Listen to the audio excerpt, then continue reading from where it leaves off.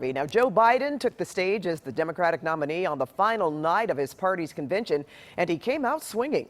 But he also offered an optimistic outlook under an administration led by him. KCAL9's Tom Wade is here with a look at some of the highlights from the final night of this unprecedented convention. Tom? Hi there, Juan and Pat. Well, that is a wrap. Joe Biden promised to fight for everyone, whether you vote for him or not. He also said President Trump has failed as a leader, fumbling through the multiple crises facing our country.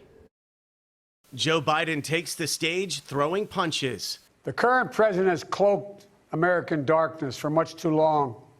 Speaking for the first time as the Democratic nominee for president. I will draw on the best of us, not the worst. I'll be an ally of the light, not the darkness. But while I'll be a Democratic candidate, I will be an American president. I'll work hard for those who didn't support me, as hard for them as I did for those who did vote for me. That's the job of a president, to represent all of us, not just our base or our party. This is a life-changing election. This will determine what America is going to look like for a long, long time. Character is on the ballot. Biden blasted President Trump for how he's handled the multiple crises facing our nation. Current president has failed in his most basic duty to the nation. He's failed to protect us. He's failed to protect America. And my fellow Americans, that is unforgivable.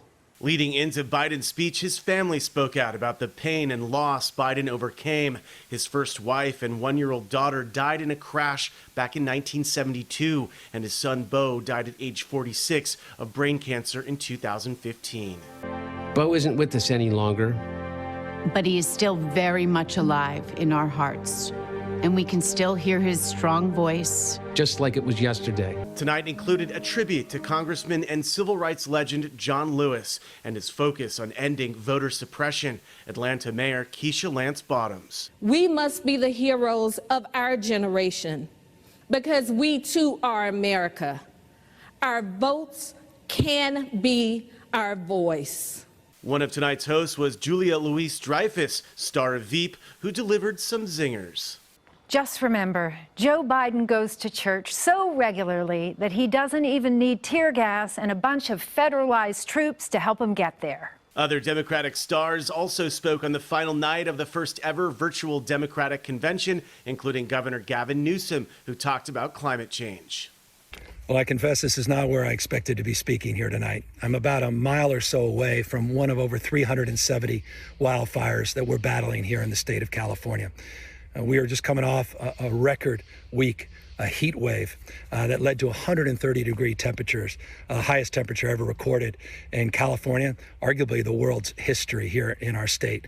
We're involved in over 90 lawsuits with the Trump administration on clean air, on clean water, on endangered species, on pesticides. There is so much at stake in this election. And billionaire former mayor of New York, Mike Bloomberg, who also made a run for the Democratic nomination, also took the stage. When confronted with the biggest calamity any president has faced in the modern era, Donald Trump spent the year downplaying the threat, ignoring science, and recommending quack cures, which let COVID-19 spread much faster than it should have.